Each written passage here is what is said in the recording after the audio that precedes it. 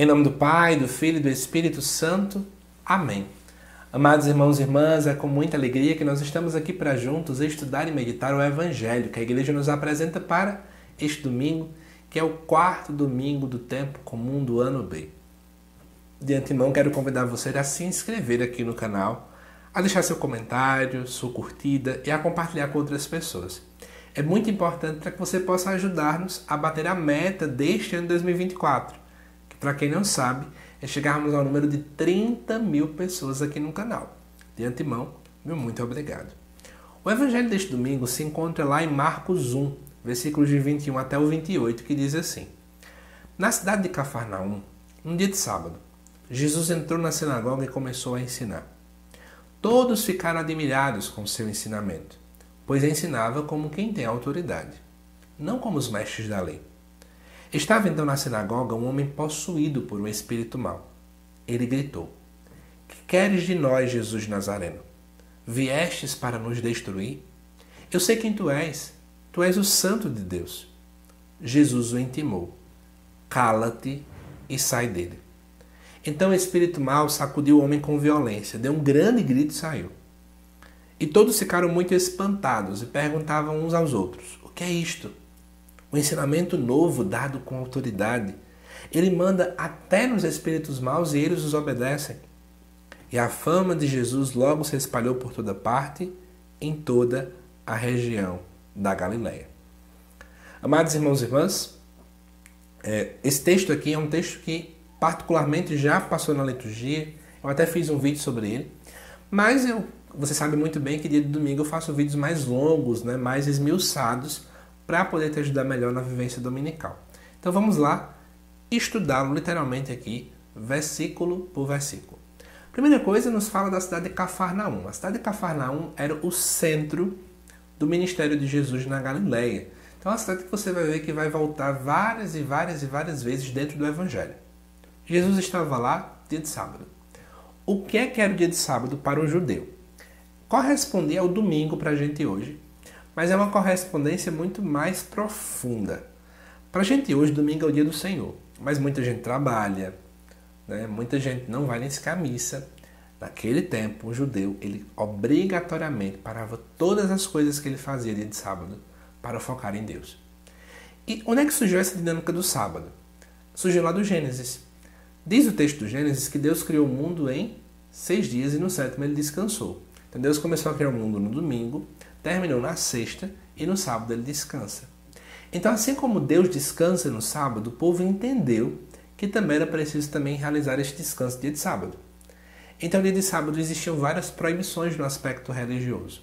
Ao mesmo tempo, era natural que as pessoas fossem até a chamada sinagoga, que era uma espécie de, eu sempre costumo comparar aqui no canal, uma espécie de uma capela para a gente hoje. Ou seja, não é uma igreja matriz, mas é uma capela, ou seja, um local menor, comparado ao templo daquele tempo, onde lá o foco era em estudar a Torá. A Torá, para quem não sabe, corresponde aos nossos 5 primeiros livros da Bíblia. E aí o que acontece? Era natural que quando tivesse algum viajante, alguém novo naquela sinagoga, que as pessoas, às vezes ou outra, convidavam para poder fazer uma espécie de um discurso, para poder ensinar naquele dia. Provavelmente foi isso que aconteceu com Jesus. Por isso que Jesus foi aqui chamado a ensinar. Nada novo. No versículo 22 diz que as pessoas estavam admiradas com o ensinamento de Jesus, porque ele ensinava como alguém que tem autoridade. E aí eu quero chamar a atenção de vocês. Por que Jesus tinha autoridade? Eu lembro que quando eu comecei a estudar a Bíblia, esse versículo sempre me chamou muita atenção. Eu dizia assim, qual a autoridade de Jesus? Aí eu ficava pensando, Ele falava com uma voz muito bonita, ele gritava, ele falava com maior maturidade. Como é que era isso? Muita gente acha que a autoridade é gritar no microfone, muita gente acha que é falar palavra bonita e palavras difíceis. Tem gente que acha que até mudar a forma de falar. Já vi pessoas que são assim. Tanto leigos como padres que quando pegam o microfone para fazer uma homilia ou para fazer uma reflexão ou uma pregação, mudam a tonalidade da voz. Amados irmãos e irmãs, isso não é autoridade, tá bom? Isso é ser duas caras. Isso é enfeitar as coisas. Não precisamos disso. Quem me conhece sabe que a mesma forma como eu falo aqui, eu falo na vida real. E tem que ser assim. Então, A autoridade é outra coisa. Deixa eu te explicar o que é que estava acontecendo naquele tempo. Os mestres da lei eles tinham duas atitudes. Ou eles ficavam repetindo o que outros rabinos falavam. Então eles iam fazer uma explicação, eles diziam fulano de tal há 50 anos falava assim e ficava só repetindo. Ou eles eram pessoas que bajulavam as lideranças políticas da época. Então, sei lá, imagina que tinha uma liderança ou até um homem que tivesse muito dinheiro naquela sinagoga naquele dia. Para quem não sabe, quem ajudava a custear alguma construção da sinagoga tinha até uma cadeira de honra. Então aquela pessoa passava o tempo todo bajulando aquela pessoa.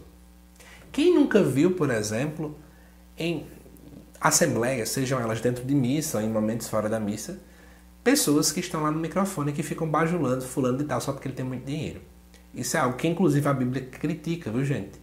A carta de Tiago fala muito claramente quando os ricos eram colocados em primeiro lugar e os pobres colocados de lado. Cuidado para esse tipo de bajulação. Jesus, pelo contrário, ele tinha uma autoridade diferente. Jesus não ficava bajulando seu ninguém e Jesus também não ficava repetindo falas de outras pessoas. Por que Jesus não fazia isso? Porque Jesus tinha intimidade. Jesus falava como alguém que conhecia, alguém que dominava o que falava. Então Jesus não precisava nem bajular ninguém, nem referenciar outras pessoas, porque ele falava diante de uma experiência. Eu já paro para fazer a primeira reflexão com você. Muitas vezes o que falta na gente é uma experiência com Cristo. Amados irmãos e irmãs, quem nos fortalece diante de um mundo incrédulo, quem alimenta a nossa fé é a experiência. Vou dar um exemplo para vocês. Eu conversava com uma pessoa recentemente sobre isso, né? Será que Deus existe? Será que não sei o quê? Será que não sei o quê? A pessoa me questionava e falava, olha, eu já experimentei uma vez, depois que a gente experimenta, a gente não duvida mais. Quando temos uma experiência concreta com o amor de Deus, pode der o que der. A gente não vai desistir de acreditar neste Deus, porque a gente já teve uma experiência com Ele. É o que Jesus também trazia. Por que muitas pessoas têm dificuldade de fazer uma reflexão, uma pregação, uma homilia? Porque muitas vezes gastamos tempo com coisas demais e não estamos gastando tempo com Deus. Gastando tempo lendo a sua palavra, rezando. Gente, eu digo uma coisa para vocês. Você que é leigo, que por exemplo faz reflexões no final de semana, ou você que faz pregações, você que é padre, que faz homilias, só fazer homilia, só fazer reflexão, isso não garante que você é íntimo da palavra de Deus, não. A intimidade com a palavra de Deus é uma intimidade que vai além do nosso serviço. Eu não posso pegar a palavra só porque eu vou fazer uma reflexão.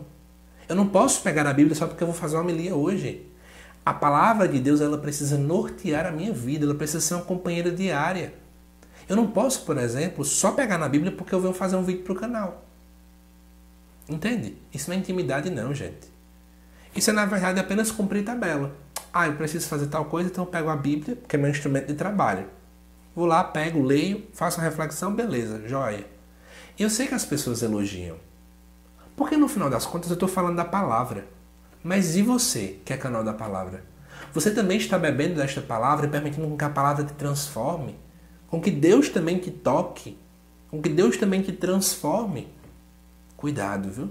Muitas vezes a gente é muito canal para o outro e não consegue ser canal para si mesmo. Muitas vezes eu sou como um cano que deixa com que a água passe, a água sai limpa, perfeita, mas é como se eu estivesse com uma proteção em mim mesmo, que a água não me toca. Eu sou apenas o meio pelo qual ela passa, mas eu não deixo com que também ela me limpe, me lave, me transforme e me purifique. Que fique essa reflexão para a gente. Antes de prosseguir, falando sobre essa intimidade com a palavra, eu já falei no vídeo da primeira leitura e quero retomar aqui agora. Por ocasião da quaresma, gente, eu vou lançar um novo curso aqui no canal. E esse curso é um curso sobre Lex Divina, certo? Eu vou nesse curso trabalhar a Lex Divina com vocês e vou inclusive trazer 40 dias de meditação através da primeira carta de São João. Então o curso, além da Lex Divina, eu vou trazer uma aula inteira de introdução a esse livro e vou trazer 40 dias de proposta de Lex Divina, caso você queira aproveitar a quaresma para poder utilizar, né, os 40 dias quaresmais com a primeira carta de João. Você que tem interesse, tem um formulário aqui de pré-inscrição no início da descrição deste vídeo. Você vai lá preencher. Início de fevereiro eu vou entrar em contato com você e vou te passar todos os detalhes e aí você vai ver se tem interesse ou não. Lembra você que através desse formulário você vai ter acesso a um valor promocional de lançamento. Então corre, preenche aí e aí você vai saber todos os detalhes deste curso, tá bom? Voltando para o texto. De repente, nesta sinagoga, chega um homem possuído por um espírito mau. E aí ele vai gritar, né? Aí eu quero contar uma coisa para vocês. Gente, esse texto fala sobre uma espécie de um exorcismo. Na verdade, eu até trago aqui os pontos que eu anotei. Era natural naquele tempo, quando fosse descrever uma situação como essa, ter alguns passos. Primeiro, descrever a situação. Temos aqui, um homem de espírito mau chegou na sinagoga. O exorcista se encontra com o homem possuído. De fato, acontece isso. O demônio busca se defender. E ele busca, de fato, se defender aqui. Depois tem uma ordem, que nesse caso aqui é o cala-te e saia dele. E depois temos uma reação do povo. Era um padrão nas narrativas daquele tempo. E é isso que a gente está tendo aqui agora. Só que eu quero chamar a atenção de vocês que, por incrível que pareça, o foco desse texto não é no exorcismo. Não é. Para a gente entender o foco desse texto, para a liturgia, eu preciso recordar o que a primeira leitura falava. Você lembra o que ela falava? O vídeo já saiu, dá uma conferida lá. O vídeo mostrava Moisés falando para o povo que um profeta seria enviado. E o que é um profeta? Boca de Deus. É um enviado de Deus. Tudo bem até aqui? Só que um profeta, gente, ele precisa ser alguém que tem um ministério fecundo. Eu falava sobre isso na primeira leitura também. Quando o profeta não é boca de Deus, ele morre. Ou seja, o seu ministério morre, não tem vida, não tem fecundidade. E qual é a fecundidade do ministério profético? É trazer vida para os outros, tanto em si como nos outros. Em resumo, é um ministério que não só tem palavra, mas tem ações. Não apenas se semeia, mas se vê frutos. E o que é que nós vemos aqui? No início do texto, Jesus fala, Jesus ensina, Jesus é boca, mas para ser boca de Deus tem que ter frutos. E é isso que a gente vê na segunda parte do Evangelho.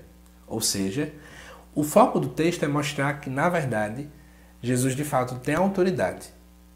Que Jesus de fato é o profeta que era falado lá na primeira leitura. Jesus é aquele a qual vem ser boca de Deus. Jesus é aquele que não apenas fala, mas age. Jesus é o profeta por excelência. Esse é o foco da liturgia desse final de semana. E eu quero trazer alguns elementos importantes. Primeiro, essa conversa do diabo, de dizer santo de Deus, ela já foi colocada lá no Antigo Testamento. Quem quiser dar uma pesquisada, fica à vontade. Lá em Juízes, capítulo 16, versículo 17, tem um diálogo com Sansão sobre isso. Salmo 106, versículo 16, tem algo ligado a Arão. 2 Reis, capítulo 4, versículo 9, algo ligado a Eliseu. Então, é uma expressão já tem bíblica em relação ao tu és o santo de Deus.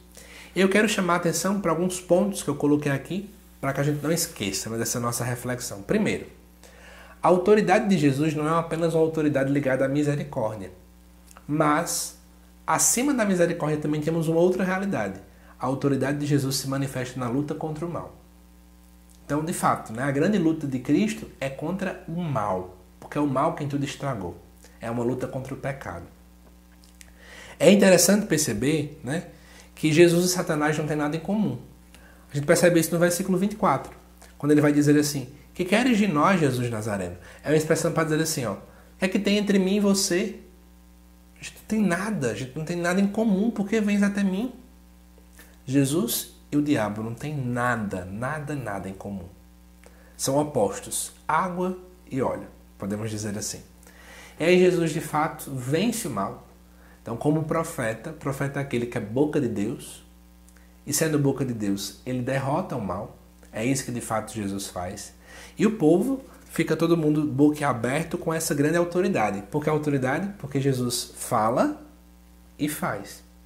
É um outro elemento da autoridade, Eu apenas não digo, eu faço. Não é aquela história do faço o que eu digo, mas não faço o que eu faço. Jesus é o oposto disso. Eu trago 3 elementos finais para terminar o nosso vídeo. Primeiro, gente, é perceber a coerência da vida de Cristo. É diferente de uma esquizofrenia, que muita gente faz isso. Tem muita gente na igreja que diz uma coisa e faz outra. Jesus não tem isso. Cuidado com essa esquizofrenia católica, porque isso só afasta pessoas da igreja. Segunda coisa, cuidado para a gente não ser papagaios. Os mestres da lei só faziam repetir o que os outros falavam. Jesus não precisa repetir, porque Jesus tem uma experiência. Para que a gente pare de ser pessoas que apenas é repeteco dos outros, nós precisamos ter intimidade para conhecer Deus e, conhecendo Deus, saber falar dele. E a última coisa é entender que a autoridade de Jesus, ela não é posse, não é poder, não é domínio, não é sucesso, porque é isso que o mundo prega. Ter autoridade é ter muito dinheiro, é dominar as pessoas, é ter poder sobre as pessoas, é ser autoritário. Jesus exerce sua autoridade no serviço, na humildade e no amor. Talvez sejam esses os 3 elementos que nos tornem profetas. É quando eu sirvo, quando eu sou humilde e quando eu amo. Amados irmãos e irmãs, espero que vocês tenham gostado desse estudo, desta reflexão e que fique de lição para nós. Somos chamados a sermos profetas. E se queremos imitar um profeta, olhemos para esse evangelho. Façamos como Jesus. Que tenhamos coerência com a nossa vida. Não sejamos papagaios. Não fiquemos bajulando os outros. Mas sejamos porta-voz de Deus, boca de Deus. E com que, de fato, as nossas palavras não fiquem só em palavras, mas elas se tornem ações. Que Deus te abençoe, amado irmão e irmã, e aguardo nos próximos vídeos aqui do canal. Até mais!